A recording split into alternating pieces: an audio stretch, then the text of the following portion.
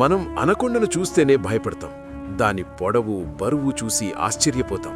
కానీ అనకొండ కంటే 10 రెట్లు బరువుగా, ఒక ప్యాసింజర్ బస్సు అంత పొడవుగా ఉండే పాము ఒకప్పుడు మన భూమిని ఏలిందని మీకు తెలుసా? దీని పేరు టైటనోబోవా. ఇది ఎంత భయంకరమైనదంటే ఏకంగా మొసళ్లను, భారీ తాబేళ్లను కూడా అమాంతం మింగేసేది. అసలు ఈ భారీ పాము ఎక్కడ ఉండేది? ఇది ఎలా అంతరించిపోయింది? ఈరోజు మన వీడియోలో తెలుసుకుందాం. ఈ కథ 1994లో కొలంబియాలోని ఒక భారీ బొగ్గుగనిలో మొదలైంది. అక్కడ శాస్త్రవేత్తలకు కొన్ని వింతైన ఎముకలు దొరికాయి.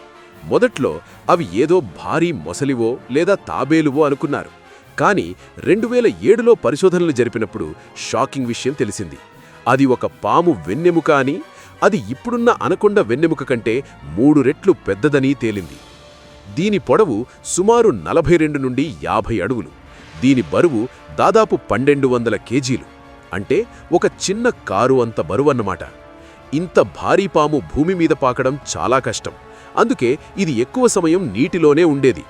నీటిలో దాగి ఉండి ఒడ్డుకు వచ్చే జంతువులపై మెరుపు వేగంతో దాడి చేసేది. టైటనోబోవాకు ఒక వింతైన శక్తి ఉంది. ఇది తన ఆహారాన్ని కేవలం గట్టిగా నలిపి చంపేసేది. దీని పట్టు ఎంత బలంగా ఉండేదంటే మన ఛాతీ మీద 2 ఏనుగులు నిలబడితే ఎంత ఒత్తిడి ఉంటుందో అంత ఒత్తిడిని ఇది తన శత్రువుపై ప్రయోగించేది. అయితే ఇంతటి శక్తివంతమైన పాము ఎందుకు అంతరించిపోయింది? దీనికి కారణం వాతావరణ మార్పులు. 6 కోట్ల సంవత్సరాల క్రితం భూమి చాలా వేడిగా ఉండేది.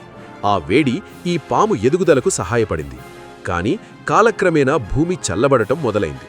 పాములు శీతల రక్త జంతువులు కాబట్టి ఆ చలిని ఇది తట్టుకోలేకపోయింది. అలా ప్రపంచంలోనే అతిపెద్ద పాము చరిత్రలో కలిసిపోయింది. చూశారుగా ప్రకృతిలో ఎంతటి వింతలు ఉన్నాయో. ఒకవేళ టైటనోబోవా ఇప్పటికీ బతికి ఉంటే పరిస్థితి ఎలా ఉండేదో కింద కామెంట్ చేయండి. ఇలాంటి మరిన్ని ఇంట్రెస్టింగ్ వీడియోల కోసం మన ఛానల్కు సబ్స్క్రైబ్ చేసుకోండి. Thank you for watching.